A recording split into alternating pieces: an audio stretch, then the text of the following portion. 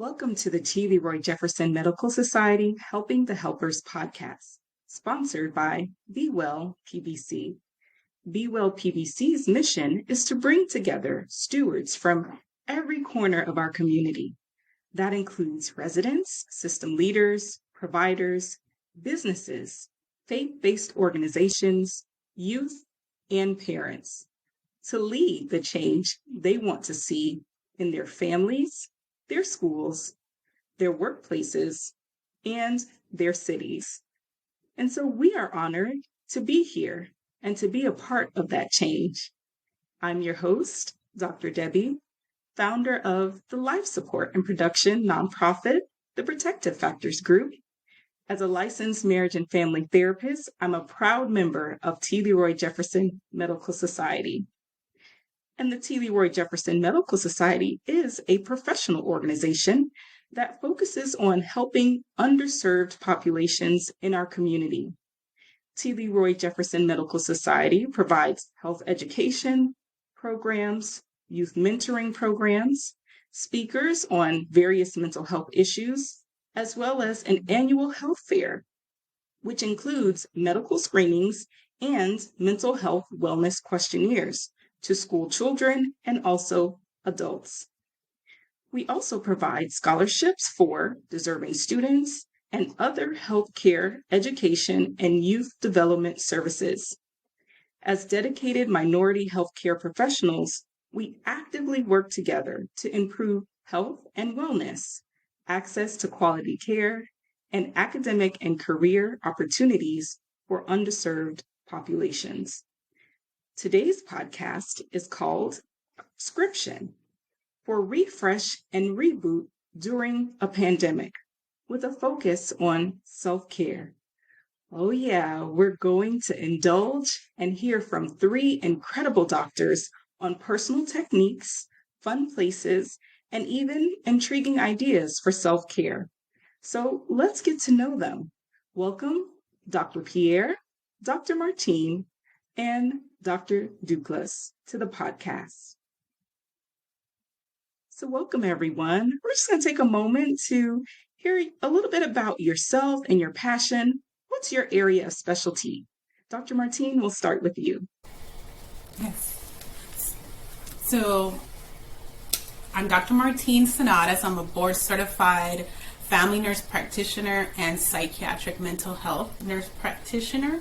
And I am passionate about people, mental health, and wellness in general, and holistically caring for clients. So in my practice, I became a family nurse practitioner. And while working as a family nurse practitioner, I recognized a lot of these psychiatric disorders were directly linked with some primary care concerns. So I decided to pursue a degree in mental health.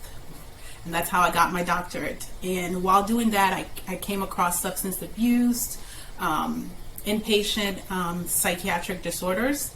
And from there, I opened my practice. And here we are. We integrate mental health, primary care, and wellness.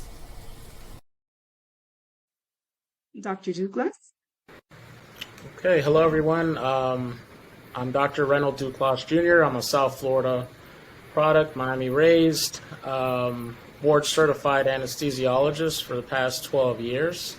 Currently working as a part-time physician, working on my passion, which is talking about emotional eating and food addiction, fasting, metabolic health. And I'm also passionate about music and mental health as well. Which is actually related to our relationship with food. And it's a pleasure to be here. Of course. And Dr. Pierre? Hi, everybody. I'm Dr. Barry Pierre. I'm a board-certified internal medicine specialist. I'm a practicing hospitalist physician. And I like to say my passion is really taking care of patients and furthering this, great, passion, profession of medicine. So not only do I work with mentorship, is very keen on my radar. I love working with medical residents. I love working with medical students and even pre-med students to try to get more and more physicians like myself in our profession. So, because our show is all about self care, we want to know what's your one go to regarding self care? Dr. Martine? Yes, so definitely as a provider who's constantly, taking care of others, listening to their mental health concerns and their primary care concerns throughout the day, I always make sure I am prayed up, number one. My spiritual and mental wellness comes first so that I can also be able to listen to my clients, pay attention to them and be present. I make sure that I take time out for myself, just wellness in general. I get my massages, I go out on my Peloton, I mingle with the communities, and I go on retreats, vacations. So I make sure I am well so that I can be able to take care of others. Well, I love it. When I said go to, you were like, okay, I do this and this and this and this. And that's what we want. We want people to know you can have multiple things that you can go to that helps you to reboot and to refresh. And what about you, Dr. Douglas? My go-to right now is just my pandemic hobby that I picked up. I call it that because prior to the pandemic, I never played a lick of piano, and now that's pretty much all I do. I really picked it up because specifically of the pandemic stress, and I just found some peace in a new challenge and something that was different. It's not scientific; it's just artistic. It just so it helps me to tap into a different part of my brain and focus on a challenge that's not life-threatening or so serious. It's just a personal challenge, and it helps me to mentally escape. And it's fun, and I get to share, the hobby with my friends and family. So it's been long-lasting. So that's kind of my thing right now. Wow. I must say that is so impressive. Most people had a lot, of course, we know, going on during the pandemic. But for you to be able to say, with everything going on, hey, taught myself how to play the piano, learn how to read music. I know your parents must be proud. They have a doctor and a musician. So I love it. I love it that you were able to make the most of the pandemic and you recognize how music can be so vital to your self-care. Very, very cool. And Dr. Pierre, what about you? What's your go-to for self-care? Family has always been one of those centering pieces in medicine. When I was a medical resident, before I had my first child, it was all about going to work, seeing patients, and then going home to get ready for the next day.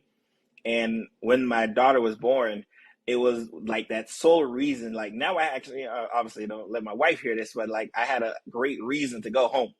It was one of those things where I was happy, I was excited to leave work so I can see my daughter. And after two more kids, it's just become a centering piece, especially with kind of the madness around medicine, that I can go home and just be dad, just be husband, and, really kind of block out the outside world. And Dr. Pierre, what was it like serving during the pandemic? How did you protect yourself? The pandemic was, I always break it down in stages. When it first occurred, when it first realized how serious this thing was, it was very introspective because here I was, we talk about kind of going into a burning building, and the sickest of the sickest patients were coming to see me. And here we are, we're dealing with a disease that we don't even really know what it is, what it's going to do, how it's going to affect people, especially as a hospitalist physician. I took care of the first patient out of Wellington Regional Medical Center who was diagnosed with COVID. And we were all in, hazmat suits and everything just to try to figure out, like, all right, what are we going to do for this patient here? And like I had a lot of my colleagues, even myself, start questioning, like, all right, is this something I really want to do? Like, is this something I really signed up for? But as the pandemic continued to progress and as families and loved ones and colleagues were lost, it even drove home the point that no, this is why I'm here, to take care of everyone in any situation. So it really solidified my love for medicine. But I can tell you it was definitely tough. Dealing with this a disease process, dealing with just really the whole world changing around you, and you didn't really have time to process it because you had to take care of the next patient. So protecting myself during the pandemic was multifaceted. I talk about what grounds me, which is family. So first, I had to make sure my family was taken care of. So I remember talking to my wife, saying like, "Hey, we need to get this life insurance stuff taken care of. We need to get these trusts and kind of the business aspect, because I always had to plan for the possibility that something in this pandemic may take me out." And I wouldn't, it would hurt my soul knowing that I didn't leave my family well protected. So understanding that, just kind of like, all right, let me make sure the family is good. Let me make sure the family is straight, was extremely key. And I remember, especially in the beginning, where first I couldn't even like go in the house unless I went through like this kind of cleaning session that my wife would do.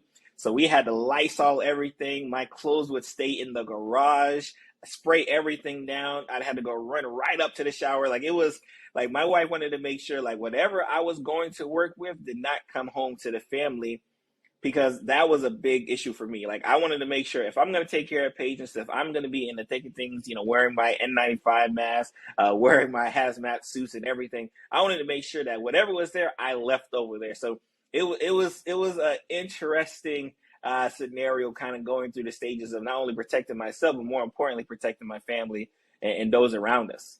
And I remember like I'm not a very big outside person anyway. But I became very in-house homebody like, because not only did I have to think about, all right, let me make sure I protect my family, but I actually, all right, let me make sure I protect my friends. Like I can't go around my friends because my friends don't necessarily have the experience of being around COVID patients left and right, but I do. And I did not want to, again, maybe selfishly be responsible for giving them COVID. I didn't want for them giving their family members COVID because they got it from me. So I told my friends, I told my family members, hey, you're not going to see me like for a while. We can, social media, we can use social media to talk to each other, but I'm not going around people because I have to insulate myself from you guys, as well as protect you and protect myself. What have you seen shift due to the pandemic? Well, from the perspective of an anesthesiologist, what I have seen shifted was basically the mentality around work-life balance. In medical, medical education, that balance is not really, promoted or focused on. And I think the pandemic gave a lot of people time to think about priorities in life and what was important to them, and how much they were willing to risk for the sake of their career, and also just the stark realization that life is short. When you are faced with patients, before the vaccines, they were literally dying every day, and that's not with exaggeration. Every day in the hospital you hear codes, and a patient that you might have just taken care of died just because we didn't really have all the solutions and answers. That just makes you think about your own frailty, your own life, and how limited and precious it is. And it just it's something we should have realized before, but I think the pandemic made it more stark. So finding balance between work and enjoying your family and friends who were actually getting COVID and also at risk of perishing. So it's just these questions really reshaped us permanently. I don't think, maybe not just anesthesiologists, but I think a lot of healthcare professionals in general probably had to face those questions. Very well said, and thank you for giving us a real picture of what you experienced, and also recognizing that impact for not just your patients, but even your family and friends. And so hearing what all of you have noticed from your different work areas regarding the impact of stress. I want to see, what do you recommend, or, keeping in line with our topic, prescribe in keeping a refreshed body, mind, and spirit? What's the prescription for today? Dr. Martine, we'll start with you, and then Dr. Douglas, you can follow. Yes, absolutely. So I would definitely say my help comes from the Lord, knowing God, being daily in His Word, having that connection with Him. That's my main anchor. Physically, staying active, making sure I get exercise at least 3 times a week, having good friends around, good connections, good sources of professional and social connections are very important for me. And just recognizing, life is short and we have to utilize the moment, the time now, to make the best of it. Thank you, Dr. Douglas. What about you? What's your prescription? What would you recommend in terms of people really helping themselves holistically, body, mind, and spirit? Well, my prescription would be based on what I've prescribed for myself, which is a true sign of faith in the treatment.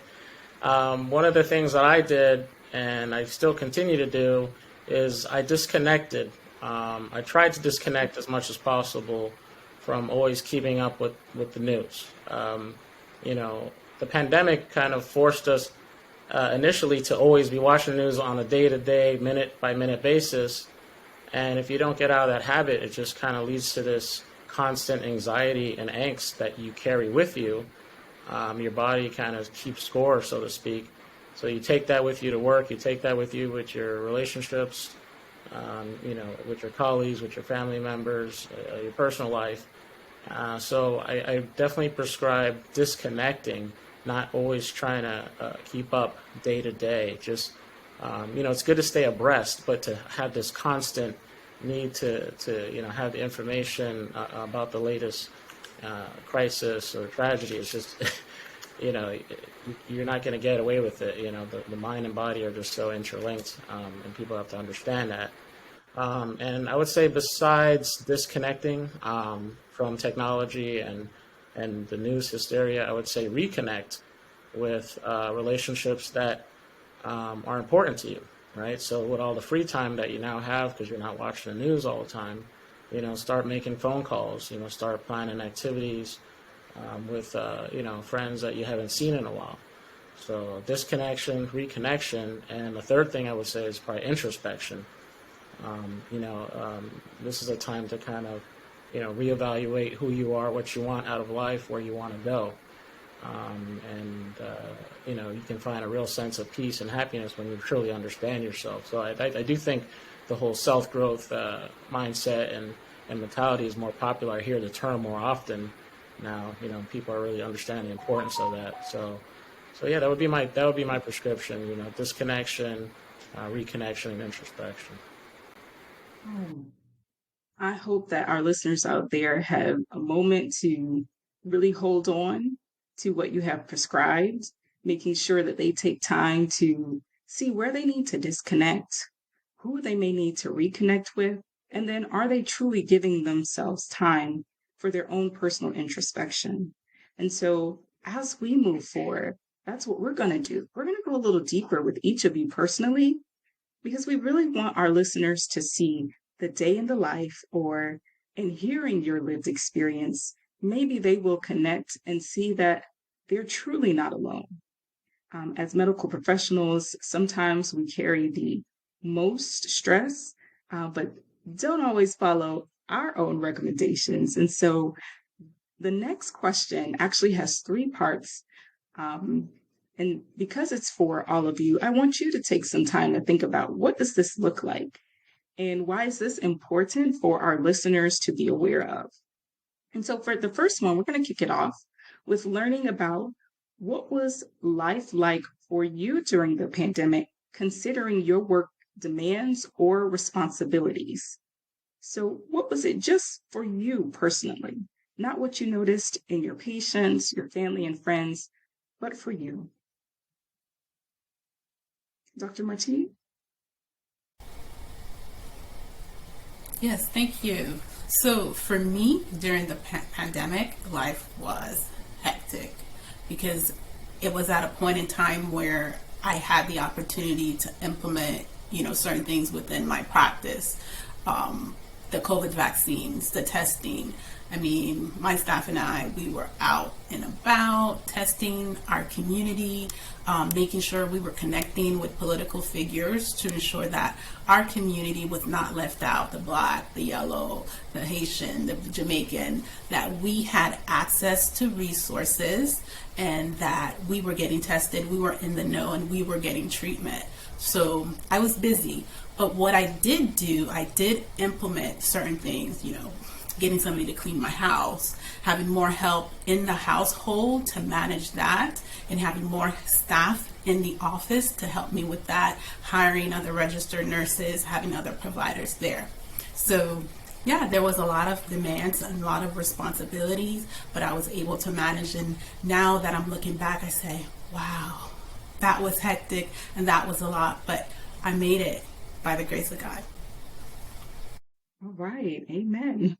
Dr. Martine, lovely to hear the action you took to delegate, to recognize, you know what, I need all hands on deck at home and at work. So that's a form of self-care as well, making sure if you don't have time to cook and clean, yes, hire someone, find who can deliver, who can support you while you're still supporting others. What about you, Dr. Douglas? I definitely would co-sign what Dr. Senatus said. We probably add that we can add that to the list. Automation. When you don't have a lot of time, when you're, not just as a healthcare worker, but just daily modern life, you have to find ways to get things done with less energy and angst and stress, right? We live in this modern world. We have Amazon, we have auto bill pay, use all of the tools available. I definitely recommend it. So I definitely subscribe to that. Life for me personally, specifically as an anesthesiologist who was working at a level 2 hospital, I wasn't necessarily in these, New York hospitals that were getting the huge waves of COVID. I mean, we had a wave that definitely saturated our ICU. But not to the point, where we were on CNN headlines or whatnot. So our reality was a little different because as an anesthesiologist, we depend on a lot on outpatient surgeries or elective surgeries, right? And those elective surgeries are pretty much our bread and butter cases and what we, subsist on, and that's how we make a living. So when the pandemic led to elective surgery cancellations, although your primary concern is are your patients, your family, your colleagues, there was a little element of survival worry. Like, how am I going to pay my bills? Because there was talk about the company having to lay off physicians, cut salaries, which we actually ended up doing to help the company survive. So we had to take pay cuts. We'd say some people say involuntarily or voluntarily, depending on how you look at it. But that was a reality that you never would have expected to have faced, right? It's supposed to be you're a doctor, you have health, you have job security, and then you kind of hang your hat on that, and then the pandemic just flips everything on its head. You're like, wow, if we don't have elective surgeries for a whole year, I'm going to be, jobless, right? So it actually was a big worry, and we didn't know, day to day what to expect. So you were grateful for any case, and it kind of, you had, like for me personally, I had like a sense of guilt about it, like I don't want someone to need surgery, right? In an ideal world, we want everyone to be healthy, right? But at the same time, you're like, well, this is how I make a living, so I do need surgeries to occur, right? So it's just kind of this in-between mental state. And so that was actually, at the forefront of our mind a lot. And another thing specific to anesthesia was, because COVID was a respiratory condition, or the contraction rate for anesthesiologists and dentists, or practitioners who had to deal with the airway was high. You always had this personal sense of stress about getting it, right? If you got it, you couldn't work. If you got it, you were worried about surviving, right? You knew how the patients were doing, and doctors are, whether they like to admit it or not, are human. And we were getting reports of doctors who did pass away, right? Doctors who passed away, or such and such doctors' parents passed away. It was hitting home, and in a way you felt like almost like a civilian, because as a doctor you feel like you can control disease and prevent it, but then this virus comes along that we don't know much about. The information's changing day to day, and you feel like just one of the members of the general public, just kind of, flying by the seat of your pants and hoping you can avoid, the dangers, even though you don't have all the answers and whatnot. But from the anesthesia perspective, we were trying to figure out the best way to keep all of our practitioners safe, not get the virus, even though we still had to intubate patients and give ventilation, move them from the operating room to the ICU, transporting. Still had to take care of obstetrical patients who needed epidurals and C-sections, and they might have been COVID positive. It's hard to have a baby in a hazmat suit. It's like no one had a manual for any of this stuff, because we were just kind of figuring out on the fly. So that was kind of uncertainty on multiple fronts. Before we head to the next question, I'm going to give Dr. Pierre an opportunity to respond as well. Dr. Pierre? I think especially with medicine does a great job at really taking 100% of the energy you're going to give it and then asking for more. So I think when you're thinking about, all right, how do I stay fresh? How do I stay focused?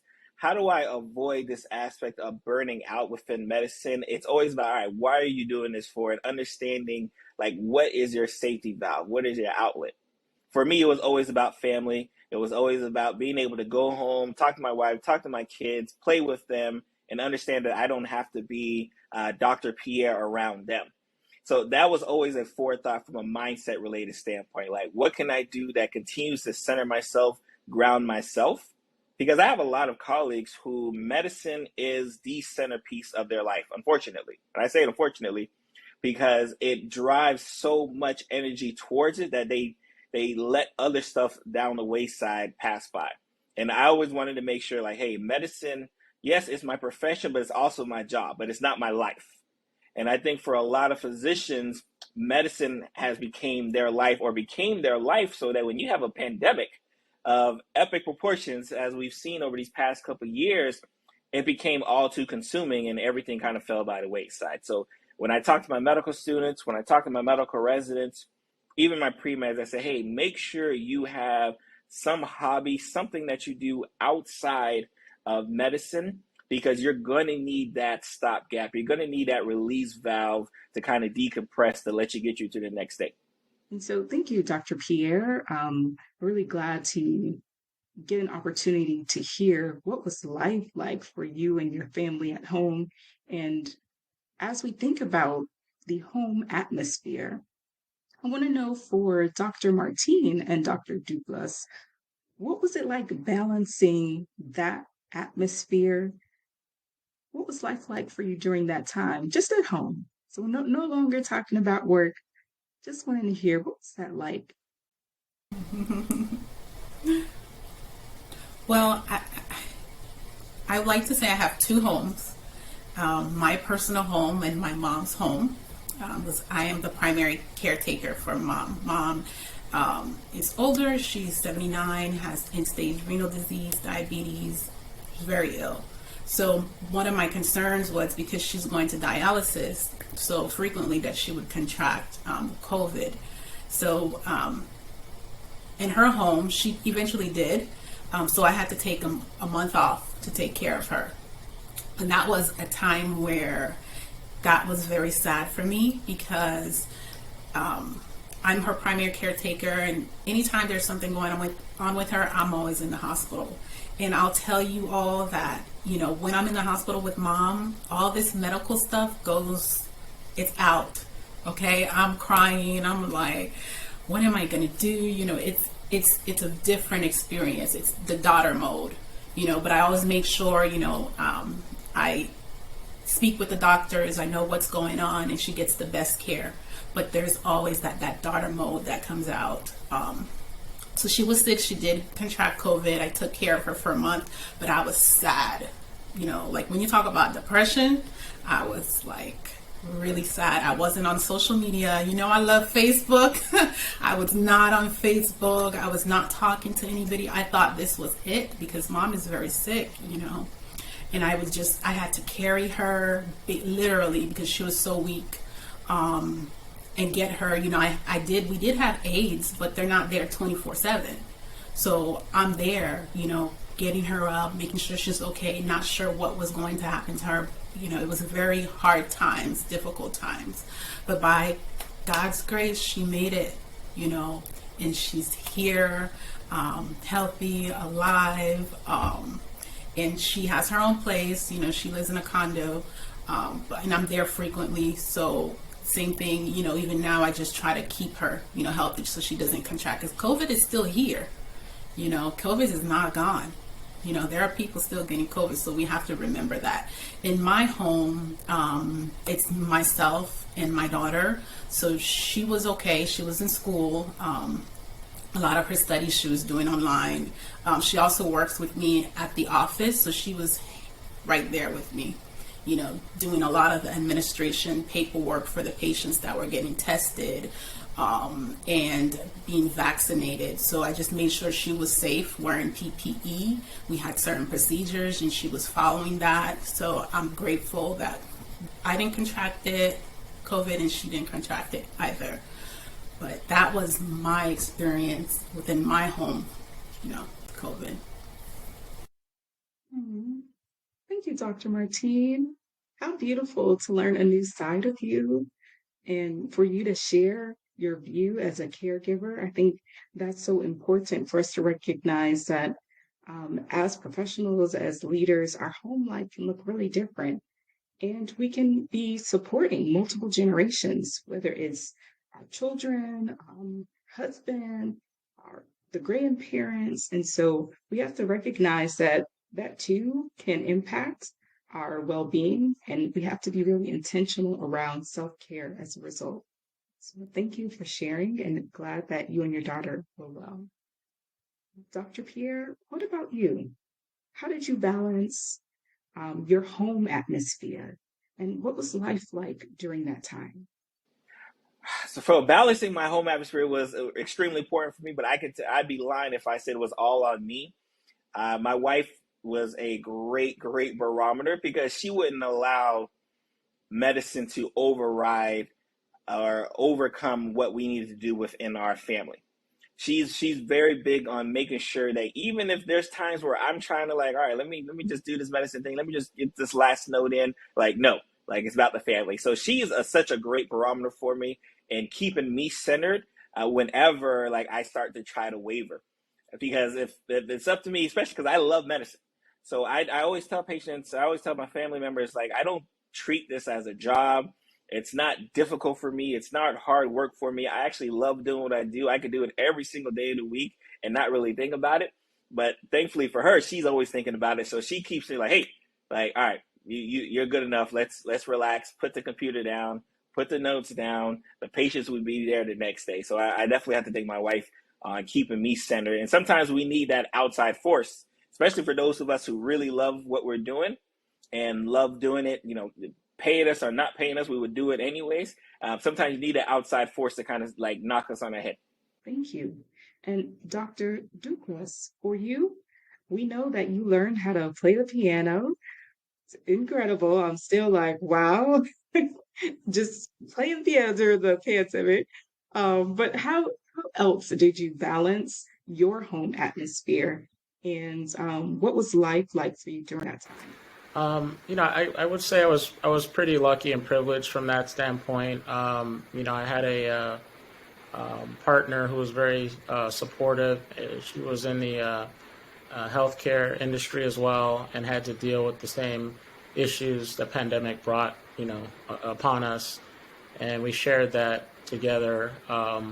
Although it brought some angst from the perspective of, because we were both healthcare professionals, and I guess you would say doubling our potential risk of getting COVID, it kind of placed us in a little cocoon where you were afraid to visit your family members. I mean, we weren't supposed to be visiting family members anyway, depending on the recommendations at the time. But obviously that makes reconnection difficult. But you're still concerned about, your elderly family members, like my mother, who was at high risk of contracting COVID, or I was worried about that. So I wanted to kind of keep checking in on her, but I didn't want to be responsible for giving her COVID, right? And, someone who was at high risk of contracting it and anesthesiologist, and it just didn't make sense for me to just, start checking on family members and just, making them sicker because I'm trying to, be a hero or whatnot, right? So it's like this, weird, balance of the two concerns. But my home life was really stable just because of just the mutual understanding of the stress that pandemic brought on someone who works in the hospital. So I am lucky from that standpoint. And as you said, the music just it's an endeavor that is really all encompassing, and it gives you a lot of means to fill in blank time. Which I think sometimes a lot of people struggle with what to do with free time, right? Maybe they're not working anymore, or they don't have as much opportunities to engage in activities they used to before shutdowns. And now it's like, what do you do with all this, dead air time? So I think I had answered that question earlier than most, which was helpful. Well, I thank you for sharing what your home life was like, and I hope for our listeners, if any of them can connect with what you shared, that hopefully they see that there is light on the other side. And that is the purpose of this podcast, to make sure that we bring some love and some laughter to a time that was very, very hard for not just medical professionals, but as you said, for every family here in America, in Florida, and in our community in Palm Beach County. And so we're going to end with getting some more insight from the three of you. What helped you find a frequency to be fully present for both your home life and your work life? And what do you think really helped refresh you? Dr. Martine? Yes, thank you. I believe an attitude of gratefulness and being humble. Having experienced these different situations with COVID, it just makes you realize, how blessed you are to be who you are, where you're at, what you're doing, where you live, your family, what you have. It just, when you come out of it, it's an experience alone within itself. And it changes you. Well, it changed me as a person. So that attitude of gratefulness and humility gives me that balance, and being able to focus. It's not all about you all of the time. I think we live in a society and culture of selfishness. And I think that experience with the pandemic helped us to press the reset button. Hey, that self-centeredness has to go. We have to be there for each other. We have to be able to take care of each other, and just to be present and talk to people also. So thank you. Thank you. Thank you. So we're going to lead with gratitude from Dr. Martine. Dr. Pierre, what about you? Can you share with us your thoughts as we close today? One, I would say trying to learn from, I don't want to say the mistakes of my colleagues, but, just seeing some of the trials and tribulations that they face. As older physicians, I'm fairly young in my medical profession. I'm class of like 2011, so I'm fairly young, right, in my journey as a medical profession, as a physician. And I watch my other colleagues who are older than me, but dealing with just the stress of just going all in on medicine and letting other things fall by the wayside in regards to their personal hobbies, their friends, their families. I've seen so many instances where divorce occurs because they're just so focused on this aspect of medicine and taking care of patients that they let the family stuff go by the wayside. And I'm big on learning from others' mistakes instead of having to copy and do over on my mistakes. So I only need to see like that issue happen a couple of times to other people and say, all right, I'm not going down that road. So I think that was a big barometer for me, just kind of seeing, and there were mentors as well too. They would tell me, say, hey, Barry, like we know you love doing this thing, but you got to relax. You got to find, what makes you happy all around, especially as, burnout continues to become a consistent and persistent problem within medicine, that it's not just affecting those doctors who've been out for 10, 20 years. Like, no, if I got doctors who are my age, who've been out of residency for less than 5 years, they're talking about like, all right, what am I going to do next? And it usually, when they're saying, what am I going to do next, is like they're ready to kind of put medicine to the wayside. And I knew I wasn't ready to put medicine to the wayside, but I wanted to make sure that because of, whether it be family, whether it be other personal hobbies, that there were things I loved doing just as much as I love doing medicine. So I didn't necessarily feel compelled not to do them. And finally, Dr. Duclos, last but not least, what helped you find a frequency to be fully present? I think to feel fully present, you have to learn to not focus on the past and the future.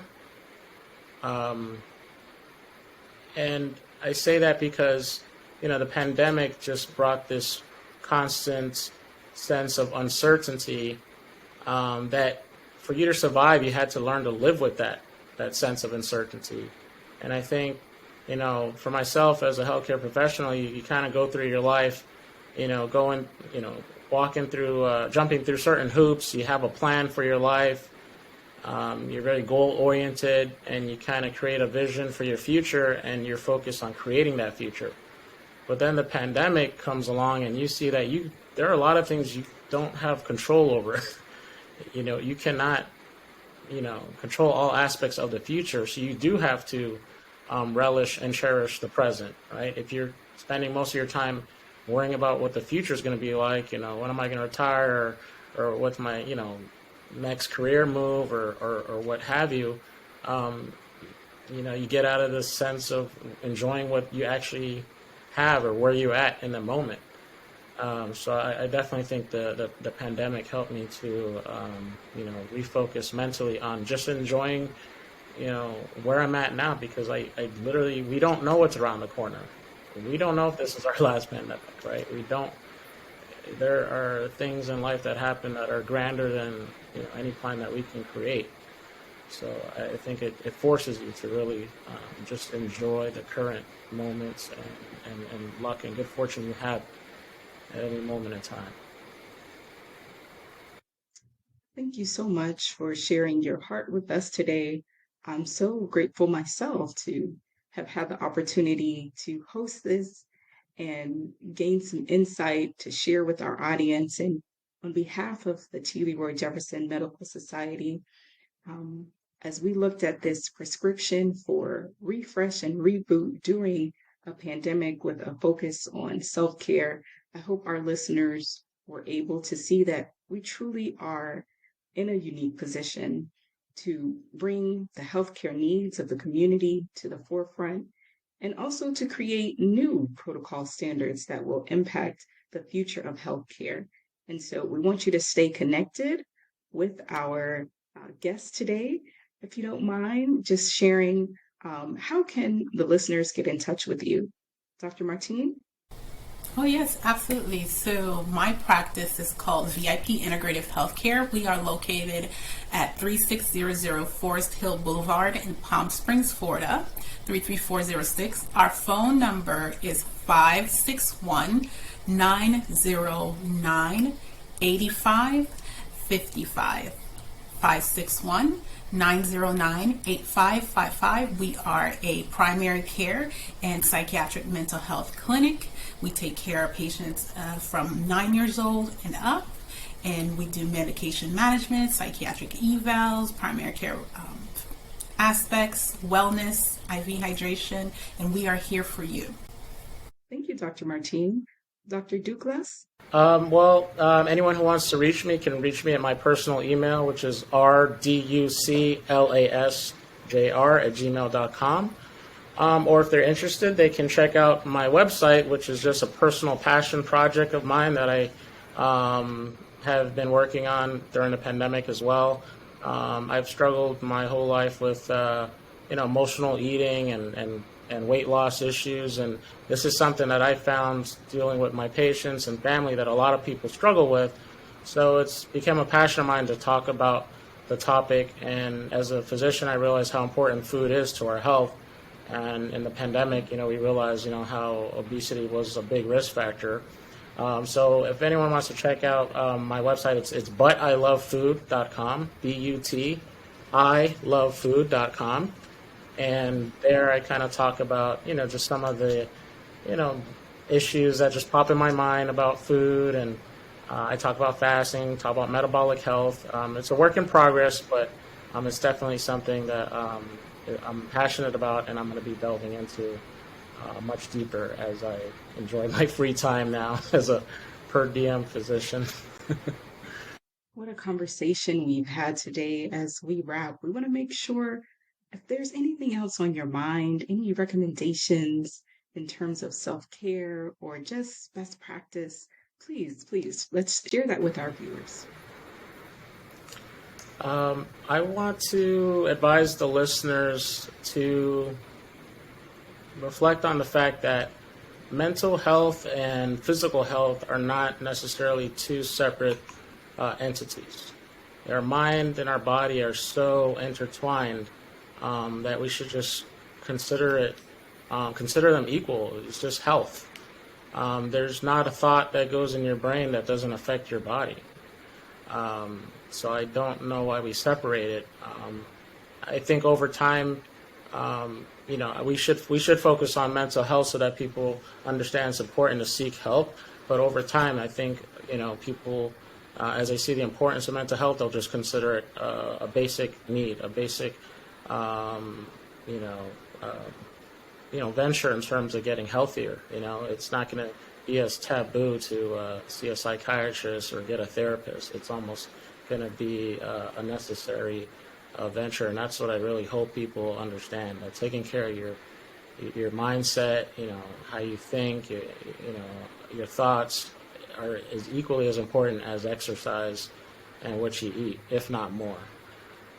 So I think the pandemic has helped accelerate that thought process, and I hope that continues because every day I see that being proven more and more, and even just taking care of my own mental health, I can see that it's so true. I definitely recommend thinking about mental health as not any different or less than physical health. I would say my advice would be taking things day by day, being grateful for where you are, who you are, what you have, and being self-aware and being present, being actively involved in your community are some key things that I would definitely advise others to be able to look at these aspects of life. I think for anyone who is listening, whether you're in the healthcare field, either directly or indirectly affected by the healthcare field, understand that we have gone through a pandemic, right? Which is typically a once in a lot of us will not see another pandemic, knock on wood. And understanding that those colleagues, those who are on the fire, on the front lines, even if they're, because we're very good at hiding our stress. A lot of us are stressed. A lot of us, have internalized what we went through for the past few years.